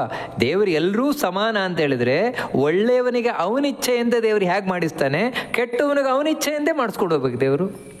ನೋಡಿ, ಅದಕ್ಕೋಸ್ಕರ ಸಜ್ಜನನಿಗೆ ಯಾವ ರೀತಿ ಅವನ ಇಚ್ಛೆಯಂತೆ ಅವನಿಂದ ಒಳ್ಳೇದು ಮಾಡಿಸ್ಕೊಂಡು ಹೋಗ್ತಾನೆ, ಹಾಗೆ ಕೆಟ್ಟವನಿಂದ ಕೆಟ್ಟ ಇಚ್ಛೆಯಂತೆ ಅವನ ಹಾಗೆ ಮಾಡಿಸ್ಕೊಂಡು ಹೋಗ್ತಾನೆ ದೇವರು. ದೇವರು ಯಾರಲ್ಲೂ ತಾರತಮ್ಯವನ್ನು ಮಾಡಲಿಕ್ಕೆ ಹೋಗುವುದಿಲ್ಲ. ಆದರೆ ಏನು ಅಂತ ಹೇಳಿದರೆ ಅವನ ಇಚ್ಛೆಯು ದೇವ್ರ ಇಚ್ಛೆಯು ಒಂದೇ ಆಗಿರಬೇಕು. ಈ ಪಾಪಿ ಈ ಕರ್ಮ ಮಾಡಬೇಕು ಅಂತ ದೇವರು ಇಚ್ಛಿಸಿದಾಗ ಮಾತ್ರ ಆ ಪಾಪಿಯೂ ಕೂಡ ಒಂದು ಪಾಪಕರ್ಮ ಮಾಡಲಿಕ್ಕಾಗತ್ತೆ. ಇಲ್ಲ, ಅವನಲ್ಲಿ ಆ ಪಾಪಕರ್ಮಗಳೇ ಬೇಕಾದಂತಹ ಪಾಪ ಇಲ್ಲ ಅವನ ಹತ್ರ, ಹೋದ ಜನ್ಮ ಮಾಡಿದ ಪಾಪ ಇಲ್ಲ, ಅವಾಗ ದೇವ್ರ ಇಚ್ಛೆ ಮಾಡಿಸ್ತಾನೆ, ಇಲ್ಲ ಇವನಿಂದ ನಾನು ಮಾಡಿಸೋಲ್ಲ ಅಂತ. ಅವಾಗ ಆ ಪಾಪಕರ್ಮವನ್ನು ಅವನಿಗೆ ಮಾಡಲಿಕ್ಕಾಗೋಲ್ಲ. ಇವಾಗ ನೋಡಿ, ನಮಗಾಗುತ್ತದೆ. ನಮಗೆ ಆಗಂದ್ರೆ ಇವಾಗ ಭಗವದ್ಗೀತೆ ಕೇಳ್ತೇವೆ. ಭಗವದ್ಗೀತೆ ಕೇಳಿ ನಮಗೆ ನಾನೇನೋ ಮಾಡಬೇಕು ಅಂತ ಇಚ್ಛೆ ಬರಬಹುದು. ಯಾಕಂದರೆ ದೇವ್ರು ನಮಗೂ ಹೀಗೆ ಒಳಗಿಂದ ಬಿಡ್ತಾನೆ. ಭಗವದ್ಗೀತೆ ಯಥೇಚ್ಛಸಿ ನೋಡಯ್ಯ, ನೀವು ಇಚ್ಛೆ ವಿಮರ್ಶೆ ಮಾಡು, ವಿಮರ್ಶೆ ಮಾಡಿ ನಿನಗೇನು ಕಾಣುತ್ತೋ ಅದನ್ನು ಮಾಡು ಅಂತ ಬಿಡ್ತಾನೆ ದೇವರು. ನಾವು ಕೆಲವರು ಯೋಚನೆಯನ್ನು ಮಾಡ್ತಾರೆ, ಯೋಚನೆಯನ್ನು ಮಾಡಿ ನಾನು ಇದನ್ನು ಮಾಡಬೇಕು ಅಂತ ಇಚ್ಛಿಸ್ತಾರೆ. ಆದರೆ ಅದಾಗೋಲ್ಲ. ನಾಳೆಯಿಂದ ನಾನು ದೇವರನ್ನು ಪೂಜೆ ಮಾಡಿಕೊಂಡೇ ಕೂರಬೇಕು, ಬೆಳಗ್ಗೆ 4 ಗಂಟೆಗೆ ಎದ್ಬಿಡಬೇಕು, ಎದ್ದು ದೇವ್ರ ಪೂಜೆ ಮಾಡ್ಕೊಂಡು ಕೂರಬೇಕು ಇಚ್ಛೆ ಮಾಡ್ತಾನೆ. ಆದರೆ ಅದು ದೇವ್ರ ಇಚ್ಛೆ ಆಗಿಲ್ಲ, ಇವನಿಚ್ಛೆ ದೇವ್ರ ಇಚ್ಛೆ ಆಗಿಲ್ಲ. ಅದಕ್ಕೆ ಇವನು ಹೇಳೋದು 7 ಗಂಟೆಗೆ, 4 ಗಂಟೆಗೆ ಹೇಳಲಿಕ್ಕಾಗೋಲ್ಲ. ಯಾಕಂದರೆ ಇವನಿಗೆ ಇಚ್ಛೆ ಪಟ್ಟಿದ್ದಾನೆ ಹೊರತು ದೇವ್ರ ಇಚ್ಛೆ ಪಟ್ಟಿಲ್ಲ ಅದನ್ನು. ಆದರೆ ಇವನ ಇಚ್ಛೆಯನ್ನು ದೇವರು ಇಚ್ಛೆ ಮಾಡಿದ್ದಾನೆ ಅಂತ ಹೇಳಿದ್ರೆ, ಹೌದು, ನಾಳೆ ನಾನು ಇವನನ್ನು 4 ಗಂಟೆಗೆ ಏಳಿಸಬೇಕು. ದೇವರಿಗೆ ಇವನು ನಮ್ಮ ಬಗ್ಗೆ ಯಾಕೆ ಇಚ್ಛೆ ಮಾಡ್ತಾನೆ ಅಂದರೆ ನಮ್ಮ ಕರ್ಮವನ್ನು ಇಟ್ಟುಕೊಂಡು, ನಾವು ಹಿಂದಿನದ್ದು ಏನು ಮಾಡಿದ್ದೇವೆ ಅದಕ್ಕೆ ಅನುಗುಣವಾಗಿ ದೇವರು ಫಲ ಕೊಟ್ಕೊಂಡು ಬರುವವನ ಹೊರತು ದೇವರು ಯಾರಿಗೂ ತಾರತಮ್ಯ ಮಾಡೋದಿಲ್ಲ. ದೇವರು ಜಡ್ಜ್ ಇದ್ದಾಗೆ, ನ್ಯಾಯಾಧೀಶ ಇದ್ದಾಗೆ. ನ್ಯಾಯಾಧೀಶನಾದವನು ಪುಣ್ಯಕ್ಕನುಗುಣವಾಗಿ, ಅಂದರೆ ಒಳ್ಳೆಯದನ್ನು ಮಾಡಿದರೆ ಇವನೇನು ಒಳ್ಳೆಯದನ್ನು ಅವನಿಗೆ ಒಳ್ಳೆ ಫಲ, ಕೆಟ್ಟದ್ದು ಮಾಡಿದವನಿಗೆ ಕೆಟ್ಟ ಫಲ. ಹಾಗೆ ದೇವರು ನಾವು ಏನು ಮಾಡಿದೇವೆ ಅದಕ್ಕೆ ಸರಿಯಾಗಿ ಕೊಡ್ತಾ ಹೋಗ್ತಾನೆ. ಇವನು ಪುಣ್ಯ ಇದೆ, ನಾಳೆ 4 ಗಂಟೆಗೆ ಹೇಳುವಂಥದ್ದು, ಕರೆಕ್ಟ್ 4 ಗಂಟೆಗೆ ಇವನ ಇಚ್ಛೆ ಅಂತ ಎಬ್ಬಿಸ್ತಾನೆ ದೇವರು. ನನ್ನ ಇಚ್ಛೆಯಲ್ಲಿ ದೇವರು ನಡೆಸಿಕೊಟ್ಟದ್ದು, ಅದಕ್ಕೆ ನನಗೆ ಪುಣ್ಯ ಪಾಪ ಬರುವಂಥದ್ದು. ಇಲ್ಲಿ ಅದೇ ರೀತಿ ಯಥೇಚ್ಛಸಿ ತಥಾ ಕುರು ಅಂತ ಹೇಳಿದ. ಅದರೊಟ್ಟಿಗೆ ಇನ್ನೂ ಒಂದು ಇಲ್ಲಿ ಏನು ಅಂತ ಹೇಳಿದರೆ, ಒಂದು ರೀತಿ ಆಕ್ಷೇಪವೂ ಇದೆ ಅಂತ. ಏನಂತ ಹೇಳಿದರೆ, ನೋಡು ಅರ್ಜುನ, ಇಷ್ಟೆಲ್ಲ ನಾನು ನಿನಗೆ ಉಪದೇಶವನ್ನು ಮಾಡಿದ್ದೇನೆ. ಈ ಉಪದೇಶ ಮಾಡಿ ಇದನ್ನು ನೀನು ಸಂಪೂರ್ಣ ವಿಮರ್ಶೆ ಮಾಡು. ಸಂಪೂರ್ಣ ವಿಮರ್ಶೆ ಮಾಡಿಯೂ ಕೂಡ ನೀನು ನಿನ್ನ ಇಚ್ಛೆಯಂತೆ ಯುದ್ಧ ಮಾಡದೆ ಕೂರ್ತೀಯ ಅಂತ ಆಕ್ಷೇಪವೂ ಕೂಡ ಇದೆ. ಅಥವಾ ಯುದ್ಧ ಮಾಡೇ ಮಾಡ್ತೀಯ ಅಂದರೆ ನಿನಗೆ ಯುದ್ಧ ಮಾಡದೆ ಕೂರ್ಲಿಕ್ಕೆ ಸಾಧ್ಯ ಉಂಟಾ? ಆ ರೀತಿಯ ಒಂದು ಆಕ್ಷೇಪವೂ ಇದೆ. ಆಗುವುದಿಲ್ಲ ನಿನ್ನ ಕೈಯಲ್ಲಿ ಅಂತ. ಇದರೊಟ್ಟಿಗೆ ಇನ್ನೊಂದೇನು ಅಂತ ಹೇಳಿದರೆ, ನಮ್ಮ ಸನಾತನ ಧರ್ಮ ಯಾವ ರೀತಿ ಇದೆ ಅಂತ ಇಲ್ಲಿ ಗೊತ್ತಾಗುತ್ತೆ. ಸನಾತನ ಧರ್ಮ ಯಾರನ್ನೂ ಬಲಾತ್ಕಾರದಿಂದ ಧರ್ಮದಲ್ಲಿ ನಿಯೋಜನೆ ಮಾಡೋದಿಲ್ಲ. ಬಲಾತ್ಕಾರದಿಂದ ನೀವು ಯಾವುದನ್ನು ಮಾಡಿ ಅಂತ ಹೇಳಲ್ಲ. ನೋಡಿ, ಕೃಷ್ಣನೇ ಸ್ಪಷ್ಟ ಹೇಳೋದು. ಮತ್ತೇನೆಂದರೆ, ಎಲ್ಲವನ್ನು ತಿಳಿದು ಮಾಡಿ. ಅದಕ್ಕೆ ಇಲ್ಲಿ ಏತತ್ ವಿಮರ್ಶ್ಯ ಅಶೇಷೇಣ ಅಂತ ಅದಕ್ಕೆ ಕೃಷ್ಣ ಹೇಳ್ತಾ ಇರೋದು. ನೋಡಪ್ಪ, ಇದನ್ನು ಚೆನ್ನಾಗಿ ನೀನು ವಿಮರ್ಶೆ ಮಾಡು ಅಂತ. ಅಂದರೆ ವಿಮರ್ಶೆ ಮಾಡಿ ಮತ್ತೆ ನಿರ್ಧಾರಕ್ಕೆ ತಗೋ, ಹೊರತು ಯಾರದ್ದೋ ಒತ್ತಾಯಕ್ಕೆ ನೀನು ಬಗ್ಗಿ ಮಾಡಬೇಡ ಅಂತ. ಕೃಷ್ಣ ಒತ್ತಾಯಕ್ಕೆ ಬಗ್ಗಿಸ್ಬಿಡ್ಬೋದು ಅರ್ಜುನನನ್ನು, ಆದರೆ ಅದು ಕೃಷ್ಣನಿಗೆ ಇಷ್ಟ ಅಲ್ಲ. ಯಾಕಂತ ಹೇಳಿದರೆ, ಆ ರೀತಿ ಇವಾಗ ಅರ್ಜುನನನ್ನು ಒತ್ತಾಯದಿಂದ ನಾನು ಯುದ್ಧ ಮಾಡಿಸಿದೆ ಅಂತ ಹೇಳಿದರೆ ಅವನು ಮನಸ್ಸಿಲ್ಲದ ಮನಸ್ಸಿನಿಂದ ಮಾಡ್ತಾನೆ. ಅದರಿಂದಾಗಿ ಯಾವತ್ತೂ ಅವನಿಗೆ ಪುಣ್ಯ ಬರೋಲ್ಲ, ನನ್ನ ಅನುಗ್ರಹ ಆಗೋಲ್ಲ. ಮತ್ತು ಅವನೇ ಇಚ್ಛಿಸಿ ಯುದ್ಧಕ್ಕೆ ಬರಬೇಕು. ಅದಕ್ಕಾಗಿ ಇಷ್ಟು ಭಗವದ್ಗೀತೆ ಉಪದೇಶ ಕೊಟ್ಟದ್ದು. ಇಲ್ಲದಿದ್ದರೆ ಭಗವದ್ಗೀತೆ ಉಪದೇಶ ಬೇಕಾಗಿರಲಿಲ್ಲ. ಯಾವಾಗ ನಾನು ಯುದ್ಧ ಮಾಡುವುದಿಲ್ಲ ಅಂತ ಹೇಳಿದ ಆಗಲೇ ಕೃಷ್ಣನಿಗೆ ಹೇಳಬೇಕಿತ್ತು, ಯುದ್ಧ ಮಾಡ್ತೀಯೋ ಇಲ್ವೋ. ಇಲ್ಲದೇ ನೋಡು ನಾನು ನಿನಗೇನು ಮಾಡಿಬಿಡ್ತೇನೆ ಅಂತ ಅರ್ಜುನನಿಗೆ ಹೆದರಿಸಿ ಬೆದರಿಸಿ ಯುದ್ಧ ಮಾಡಲಿಕ್ಕೆ ಸಾಧ್ಯ ಇತ್ತು. ಅದನ್ನು ಮಾಡಲಿಲ್ಲ. ಯಾಕಂತ ಹೇಳಿದರೆ, ಯಾವತ್ತು ನಮ್ಮ ಸನಾತನ ಧರ್ಮದಲ್ಲಿ ನಾವು ಯಾವುದೇ ಧಾರ್ಮಿಕ ಚಟುವಟಿಕೆಯಲ್ಲಿ ತೊಡಗಬೇಕಾದ್ರೆ, ಅಧ್ಯಾತ್ಮದಲ್ಲಿ ತೊಡಗಬೇಕಾದ್ರೆ ಅದು ಇಚ್ಛಾಪೂರ್ವಕವಾಗಿ ಬರಬೇಕು. ನಾನೇ ಇಚ್ಛಿಸಿ ತೊಡಗಬೇಕು. ಆಗ ಮಾತ್ರ ನಾನು ಆ ಯುದ್ಧದಲ್ಲಿ ಗೆಲ್ಲಿಕ್ಕೆ ಸಾಧ್ಯ. ನೋಡಿ, ಅರ್ಜುನ ಈ ರೀತಿ ಕೃಷ್ಣನ ಉಪದೇಶವನ್ನು ಕೇಳಿ ಕಡೆಗೆ ಅವನೇ ಹೇಳ್ತಾನೆ, ನಾನು ಯುದ್ಧ ಮಾಡ್ತೇನೆ ಕೃಷ್ಣ ಅಂತ. ಹಾಗೆ ಮಾಡಿದ್ರಿಂದ, ಹಾಗೆ ತಾನು ನಿರ್ಧಾರ ಮಾಡಿದ್ರಿಂದಲೇ ತಾನೇ ಇಚ್ಛಾಪೂರ್ವಕವಾಗಿ ಅವನು ಯುದ್ಧದಲ್ಲಿ ಗೆದ್ದ. ಇಲ್ದಿದ್ರೆ ಗೆಲ್ತಾ ಇರಲಿಲ್ಲ ಅವನು. ಅದಕ್ಕಾಗಿ ಇಲ್ಲಿ ಹೇಳ್ತಾ ಇರೋದು, ಯಥೇಚ್ಛ ನೀನು ವಿಮರ್ಶೆ ಮಾಡು. ಇದು ನಮಗೆಲ್ಲರಿಗೂ ಕೊಡ್ತಾ ಇರುವ ಆದೇಶ ಕೃಷ್ಣ. ನೀವು ಏನನ್ನೇ ಮಾಡಬೇಕಾದರೆ ಮೊದಲು ತಿಳ್ಕೊಳ್ಳಿ, ತಿಳಿದು ವಿಚಾರ ಮಾಡಿ ನೀವೇ ಮನೋಪೂರ್ವಕವಾಗಿ ಮಾಡಿ. ಹೊರತು ಅಯ್ಯೋ ಅವ್ರು ಹೇಳಿಬಿಟ್ಟಿದ್ದಾರೆ ಅಂತ ಮಾಡೋದು, ಅಥವಾ ಏನು ಮಾಡಿದ್ರು ಹಿಂದಿಂದ ಬಂದುಬಿಟ್ಟಿದೆಯಲ್ವಾ ಅದಕ್ಕೆ ನಾವು ಮಾಡಬೇಕು ಅಂತ, ಅಥವಾ ಅಯ್ಯೋ ಅವ್ರ ಸ್ವಾಮಿಗಳು ಹೇಳ್ಬಿಟ್ಟಿದ್ದಾರೆ ಅಂತ ಮಾಡೋದು, ಅಥವಾ ಅಯ್ಯೋ ಇದನ್ನ ಮಠದಿಗೆ ನಾವು ಯಾವುದೋ ಆ ಮಠಕ್ಕೆ ಮಂದಿರಕ್ಕೆ ಮಾಡಬೇಕು ಅಂತ. ಈ ರೀತಿ ಯಾವುದೋ ಒಂದು ಒತ್ತಡಕ್ಕೆ ಸಿಲುಕಿ ಮಾಡಬೇಕಲ್ಲ ಅಂತ ಇಚ್ಛೆ ಇಲ್ಲದ ಮನಸ್ಸಿನಿಂದ ಮಾಡುವಂಥದ್ದು, ಅಥವಾ ಸರಿಯಾಗಿ ತಿಳ್ಕೊಳ್ಳದೆ ಮಾಡುವಂಥದ್ದು, ಅಂದರೆ ಮೂಢನಂಬಿಕೆಯಿಂದ, ಕೇವಲ ಮೂಢನಂಬಿಕೆ, ಇದು ಯಾವುದು ಕೃಷ್ಣನಿಗೆ ಇಷ್ಟ ಅಲ್ಲ. ಅದಕ್ಕೆ ಇಲ್ಲಿ ಅಶೇಷೇಣ ವಿಮರ್ಶ್ಯ ಅಂತ ಹೇಳ್ತಾ ಇರೋದು. ಇದು ನಾವು ಗಮನಿಸಬೇಕಾದ ಮಾತು. ಸಂಪೂರ್ಣವಾಗಿ ವಿಮರ್ಶೆ ಮಾಡು ಅಂತ ಹೇಳಿದ್ರೆ ಅಲ್ಪ ಸ್ವಲ್ಪ ವಿಮರ್ಶೆ ಮಾಡಬೇಡ. ಮತ್ತು ಸಂಪೂರ್ಣ ವಿಮರ್ಶೆ ಮಾಡಿದಾಗ ಮಾತ್ರ ನಿನಗೆ ಸತ್ಯ ಏನು ಅಂತ ಗೊತ್ತಾಗುತ್ತೆ. ಹಾಗೆ ಮಾಡಿ ಆಮೇಲೆ ನಿರ್ಧಾರ ತಗೋ. ನೀನು ಏನು ಮಾಡಬೇಕೋ ಅದನ್ನು ಮಾಡು. ಯಥೇಚ್ಛಸಿ, ನೀನು ಯಾವ ರೀತಿ ಇಚ್ಛಿಸ್ತೀಯೋ ಆ ರೀತಿ ಮಾಡು. ಇದು ನಾವು ಮಾಡಬೇಕಾದದ್ದು. ಯಾವುದೇ ಒಂದು ಕರ್ಮ ಮಾಡಬೇಕಾದ್ರೆ ಮೊದಲು ನಾನು ತಿಳ್ಕೊಂಡು ವಿಮರ್ಶೆ ಮಾಡಬೇಕು. ವಿಮರ್ಶೆ ಮಾಡಿ ಇದು ಸರಿಯಾಗಿದೆ, ಹೀಗೆ ಮಾಡಬೇಕು ಅಂಥೇಳಿ ನಾನೇ ಅವಾಗ ತೊಡಗಬೇಕು. ಆಗ ತೊಡಗಿದಾಗಲೇ ನಾನು ಗಟ್ಟಿಯಾಗಿರೋದು. ಅಂದರೆ ಯುಕ್ತಿಯುಕ್ತವಾದಂತಹ ಚಿಂತನೆ ನಮ್ಮನ್ನು ಈ ಅಧ್ಯಾತ್ಮ ಮಾರ್ಗದಲ್ಲಿ ಗಟ್ಟಿ ನಿಲ್ಲಿಸ್ತದೆ. ಯಾವ ರೀತಿ ನಿಲ್ಲಿಸ್ತದೆ ಅಂದರೆ, ಅದು ಒಂಥರ ದೊಡ್ಡ ಪರ್ವತ ಇದ್ದ ಹಾಗೆ. ಎಂಥದ್ದೇ ಗಾಳಿ ಬರಲಿ ಮಳೆ ಬರಲಿ ಪರ್ವತಕ್ಕೆ ಏನೂ ಆಗೋಲ್ಲ. ಆ ರೀತಿ ಯಾರು ಏನೇ ಆಕ್ಷೇಪವನ್ನು ಮಾಡಲಿ, ಯಾರು ಎಷ್ಟೇ ಉಪದ್ರವವನ್ನು ಕೊಡಲಿ, ಇವನು ಮಾತ್ರ ಈ ಮಾರ್ಗದಿಂದ ಹಿಂಜರಿಯುವುದಿಲ್ಲ. ಯಾಕಂತ ಹೇಳಿದ್ರೆ ಅಷ್ಟು ಗಟ್ಟಿ ಮಾಡಿಕೊಂಡು ಈ ಮಾರ್ಗದಲ್ಲಿ ನಿಂತಿದ್ದಾನೆ.